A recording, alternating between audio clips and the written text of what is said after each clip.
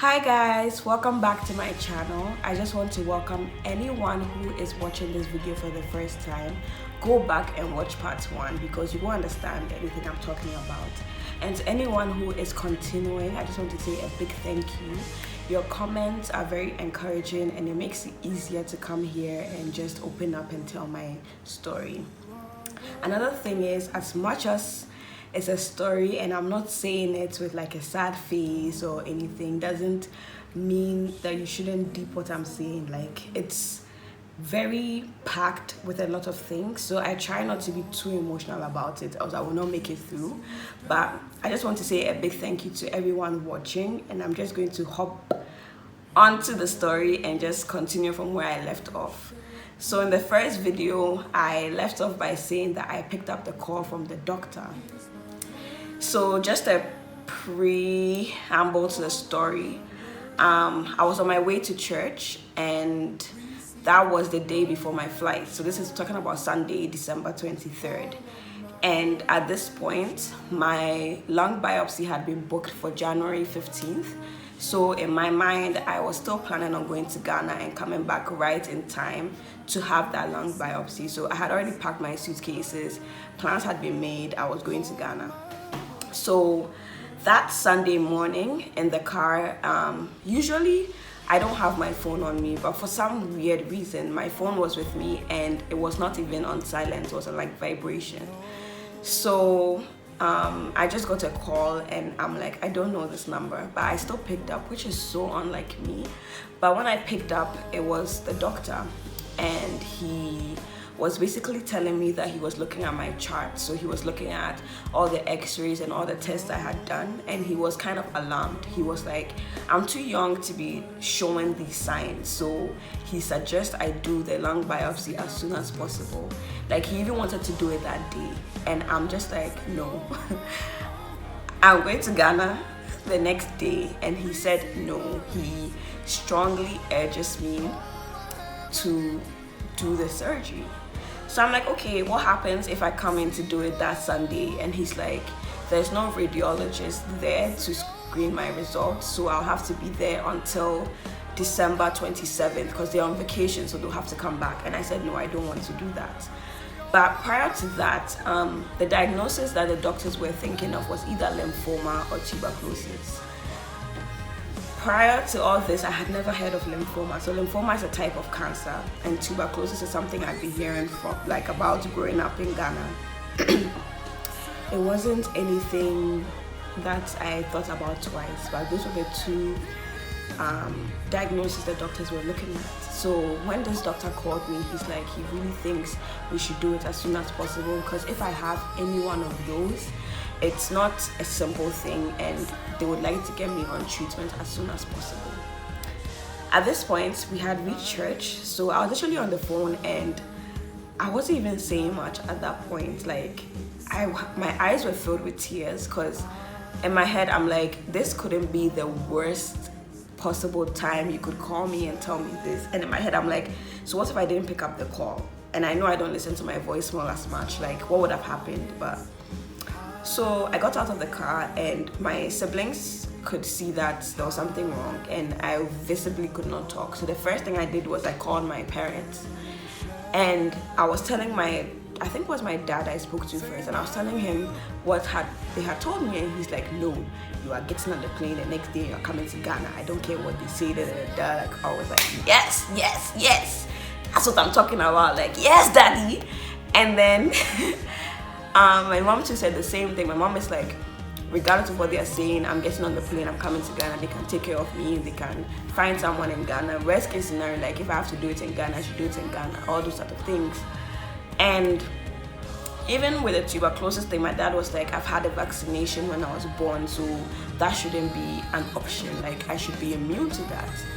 So I had to call the doctor back, and the doctor didn't give me a callback number. He gave me an email though, because he saw how alarmed I was, and he was like, if anything, I should message him. So I did, and so I tried to go back to church and act all normal. As I was going to put my money in the offering bowl, that's when the doctor called me again. Like, he had such a bad time in that day, I didn't even understand. So I picked up, and he's like, no, I have to do the surgery. Like, In North America, they don't even consider the vaccination. It's not something that they acknowledge, so I still had to do the surgery. And so I called my parents back. Mind you, like, church service was going on, and I was just like basically walking back and forth in from the sanctuary. Like, anytime I had a call, I'll quickly rush out, and I was trying to keep my composure. Like, I was freaking out. I'm like, this cannot be happening. And so I spoke to my parents, and they were still adamant. They were like, I'm going to come to Ghana. So in my head, I'm like, you know what? I'm not doing the surgery. I feel fine. Like, their biggest concern was if I feel fine, if I'm okay, and I can make it to Ghana, then I should just come. And that's exactly how I felt. Like, I felt okay. I won't say I was 100%, but I think I was okay enough to travel. So I came home from church. I tried to remain calm, and then I still packed. I made up my mind that I was still going. I had called the flight to ask, like, if I need to cancel, what to do, and they were like, I have until 2 hours before takeoff to cancel. So I'm like, okay, we're good, I'm going. So this is Sunday, so Monday 24th, the day of my flight, my dad calls me in the morning. At this point, I think I had left to go and do rounds to get some few things to complete my packing. And my dad calls me and he's like, if I do have tuberculosis and I travel against the doctor's orders, and if it's something, because tuberculosis is contagious, so if I'm at the contagious stage and I happen to get on a flight and God forbid, like, I spread it, I can be sued, because the airline can sue me for endangering their passengers. And just for him to think of me being in such a situation, he was not comfortable with it. So he was like, I should do the surgery. And my mom called too, and she was saying the same thing. And I was heartbroken. Like, I was so sad. I cried and cried and cried, and I'm like, God, like, I've already had such a crappy year, and all I wanted was to go to Ghana and spend time with my family. Like, that's what I wanted. Oh, and to be a bridesmaid, like, that's all I wanted at that point. Like, I had gotten over school, I had gotten over my master's. Like, I just literally needed a vacation at that point. And to know that the day of my flight is when it was taken away from me, I was just broken. So I just cried, and I still wasn't canceling my flight. So I remember I canceled them legit before Annika left. And at that point, it was so emotional because she wasn't even excited to go on the trip anymore. Like, we're supposed to go together. We had planned everything out, and then all of a sudden I can't go because I'm sick and I have to have surgery. And knowing that my brother, my sister wouldn't even be there for it was a lot, right? And so they ended up going, and I just cried. I was just like, I was so over it. I was not even in the festive mood anymore. I was just sad. So the doctor called me again, and I'm like, there's no way I'm spending Christmas in the hospital. Like, I'd rather spend it in bed watching shows. So I just decided that I would do the surgery on December 27th. So that's how my Christmas just came. I don't even remember what I did on Christmas, to be honest. Like, I just didn't want to talk to anybody, and I just wanted to crawl up in a shell and just be alone and come to terms with the fact that I'm not traveling. So December 27th came, and I was supposed to be at the hospital at 8 a.m. So I went with my grandparents, and then I got there.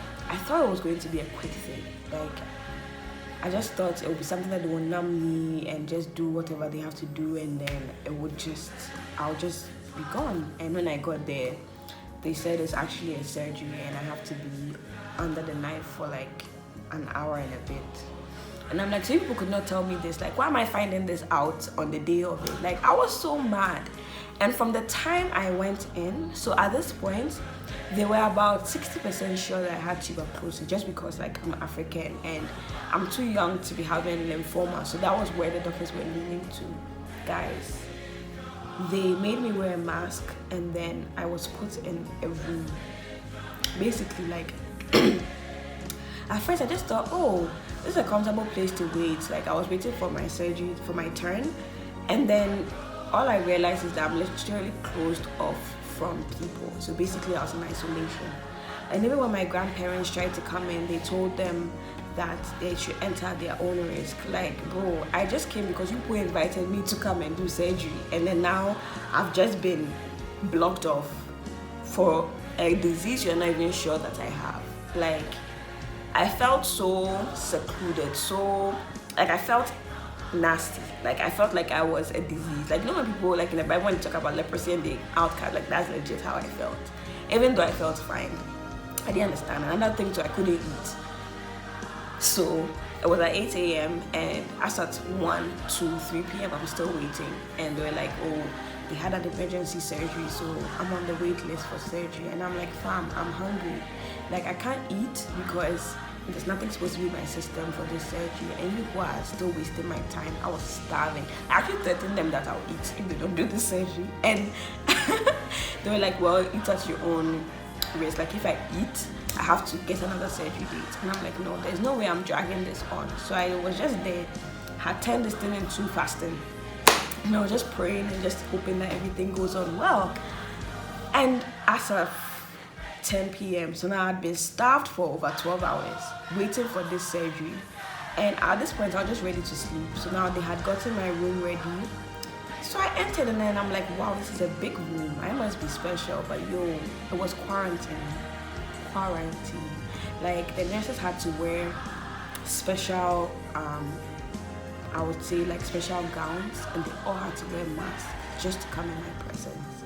And it was the most humiliating experience, because I'm like, bro, I was talking to you guys a few hours ago, like it's not that deep. So it was time for me to go and do the surgery, and I remember them gowning me and just taking me to another room.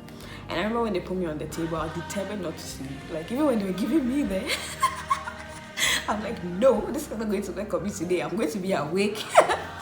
And obviously I blanked out, but I felt so silly. I'm like, why am I even trying to beat this? They obviously know what they are doing. And I woke up.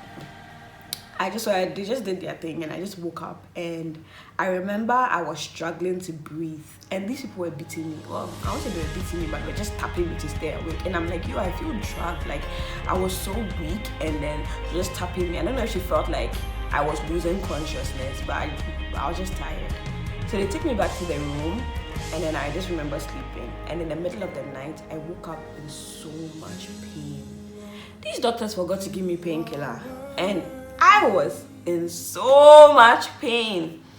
And my nurse was this old lady, very like sweet, and she saw the way I was struggling, but she wasn't able to give me medication because the type of medication I needed had to be prescribed by the doctors, and these people had gone home because this was like 4 a.m. and I was like in so much pain, I couldn't move. So she ended up giving me one of those Tylenol painkillers, and I'm like, sis, that's not what I need something stronger. And I was in so much pain to the point that like, and there was a tube coming out of me to like drain the fluid, because there was more fluid build up in my lung. And after they had done it, so they had to put a tube there to take out the fluid. So I legit woke up with like a big thing stuck on my side, and I was in pain. So anytime I moved, I felt this tube, and I had to go to the washroom, and I couldn't even wipe my own bum. Guys, that's the level at which I had reached, and this old lady had to do everything for me. And I just felt like, wow, this is life. Like, human beings, we ain't all that. And to get to a point where it's like, I can't even walk, I can't even do basic human things, and I just felt like I can't, like, this is not how I pictured my Christmas season. I should be in Ghana in the sun, and here I was like, it was so bad. So the next day, the doctor, so every morning they had to come and do a chest x-ray to make sure my lungs were fine. And gosh, the blood work I did, and I have small veins, and these people just poke me like I'm one of those, like, just be poking me just to find a vein. Like, it was an experience, man. And this doctor comes up to me and he's like, in all his career, he has never seen such diseased lungs. And I'm just looking at him like, what do I do with this information? He's like, I could have legit died in the air. because my lungs were so, like my lung was so diseased. He doesn't even know how I was walking up and down, like how I was even doing more of the day of the surgery. Like he didn't understand where my energy was from, what I was doing. And I'm like, at that point I'm like, wow, God, like you legit kept me. Like God legit kept me. If not for God, like I don't know where I would be, to be honest. And if it wasn't like a direct intervention, because when I tell you guys, like I don't know why I picked up that call. I don't know why my parents changed their mind so suddenly. Like I don't know how I missed that flight. And even though I was so mad about it, like at that point when the doctor was telling me that I could have died on board, I was just humbled. I'm like, Jesus, this is what it feels like to legit be having your life interrupted by God. That's what it was. And when he said that, like something just shifted in my mind. Like instead of being so sad and so mad about the whole thing, I just began to be appreciative. And I'm like, thank you, God, that I am even here and I'm alive. Like at that point, my life felt so valuable to me. Like I'm like, yo, I was literally taking my health for granted. Like because of what? Vacation. Because I was tired. Because I just felt like I just need a break. Hey, this is how I just come to get a break from life. This is how I'm just going to be dead. I wouldn't even be here. Like people don't understand. At that point, I'm like, Jesus, hey, I've been a fool to even fight this. And at that point, I'm just like, so the dreams I had, like God, so you had told me, because I had these dreams in September. Like right before everything started happening, I had those dreams. So I'm like, he had even given me an insight. Even though I didn't know I was going to miss it because of health reasons, I should have known. Like all the times I went to him praying, God, am I going? Like what's happening? I should have known. And I'm just like, sometimes when you pray about stuff, you feel like you are literally trying to hear from God, right? We often put our emotions and our feelings, we put all that above what God is saying. And in my situation, God had to like legit pull me out of it because I was just walking to my death. Like, that's how my eyes just opened. And I'm like, sometimes we're like, oh God, tell me what to do. He has told you. Say, Ma, he has told you. It may be through a dream, it may be through a person, it may be through like he has told you. Just get out of your head and listen. That's my mistake. And I almost died for that. If not for the fact of God's mercies, I won't be here. So that's how they just told me. After he told me everything, he's like, they are about 90% sure that I have tuberculosis. And even at that point, that news was a relief, because at that point, I'll take TB over cancer. I'm like, yo, at least TB is curable. Just tell me what to do. I'm on it. And that's what happened. So they still weren't 100% sure, but they were like, at this point, they know it's not cancer. So I'm like, hallelujah. There's a little bit of good news. And they had to transfer me to another doctor. So the specialist infectious disease doctor. So doctor came and he asked me, like, are you experiencing all this? At that point, the only thing I had experienced is that when I coughed, like I had a little bit of blood. But that was it. But can you imagine one of the symptoms is weight loss? And your girl had not even shred a pound. Like I was looking I was the same size. Like that's the one thing I'm like, Jesus. So like maybe I could have got a gift from this package, but no, I was the same size. I wasn't feverish. I wasn't experiencing any of those their symptoms. Like I can't remember them now, but I had none of them. So it was so hard for them to diagnose me because the only thing that gave me away was the fluid in my lung. Aside that, I was fine. And he was like, they would like to start me on treatment immediately. I thought this would be like some 4 or 5 pills. 12 big pills. And that's how I had to start. Like every day I had to take these 12 pills. And they were like, the side effect of these pills is that I might have liver failure. And I'm like, Jesus, like, why? Why is that my treatment might lead to something else? So I had to be on this medication for 6 to 9 months, guys. 6 to 9 months of taking pills every day. And they had referred me to Toronto Public Health. So what this meant was they had alerted them that I have TB. So I was not even allowed to travel. Because at that point, I'm like, okay, since we know I have TB, maybe I can still make it for my vacation. My parents were wondering if I could still come. And they were like, I can't travel for at least 3-4 months. And that time, school would have started there. I'm just like, you know what? At this point, I know it's done. It's done. So I started taking the medication. And one painful part of this was I had to go into isolation for 2 weeks. Isolation meant I had to be at home for 2 weeks and in minimal contact with people. I was not allowed to go out, to go to grocery, nothing. I was literally in house arrest, basically. And if I had to talk to any human being, I had to wear a mask, just in case. And they were not even sure I had this disease. Those are the level of precautions they took. Like, I was just like, messy. Like, how do I move from a healthy being to someone who is a potential hazard to people? And just coming to terms with that,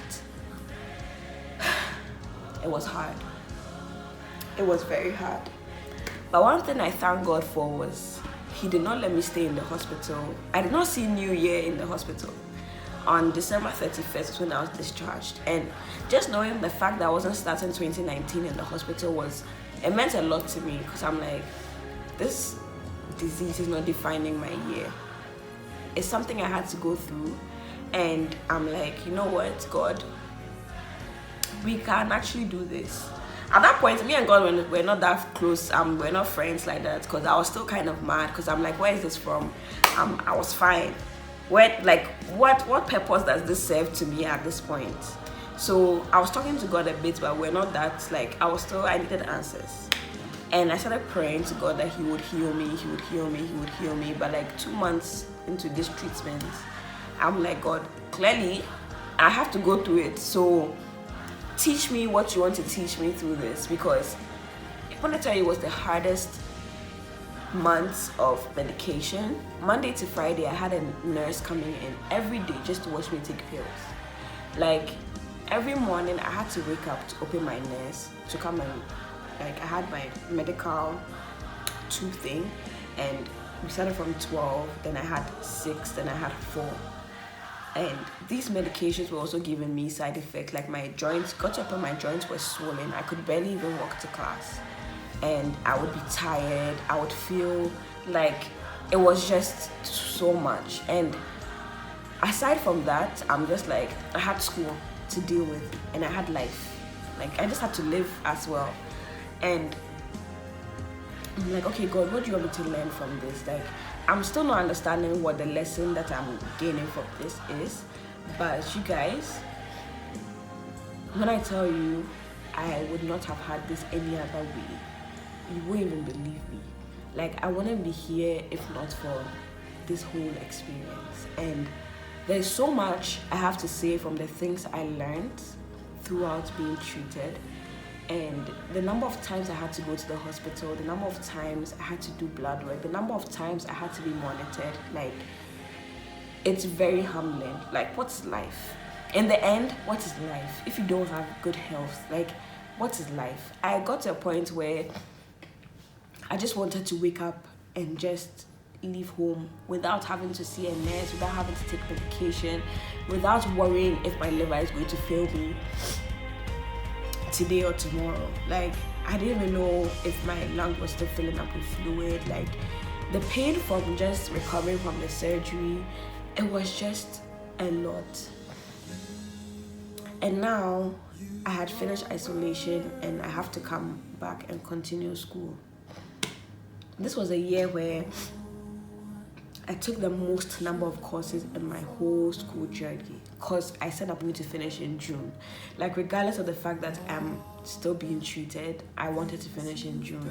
And hey, if I had known that this was just the beginning of another journey, if I had known that this surgery was even just a little bit of what God was going to do, I would have just, like, taken my time and just And just like, cause hey, school was a whole ball game. That's all I have to say. To be continued.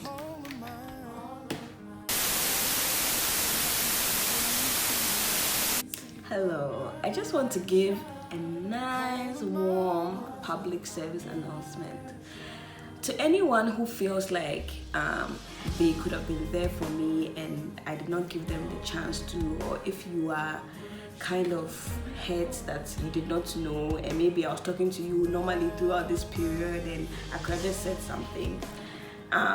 There's no hard feelings at my end, to be honest. Like, this is something I had to go through, and I feel like sometimes you just have to fight your battles in silence. This was something that I had to fight, and nothing anybody could have done would have made this go any differently. Like, it has happened, and I'm only even sharing it now because it has been laid on my heart and I feel assigned to share it to encourage people.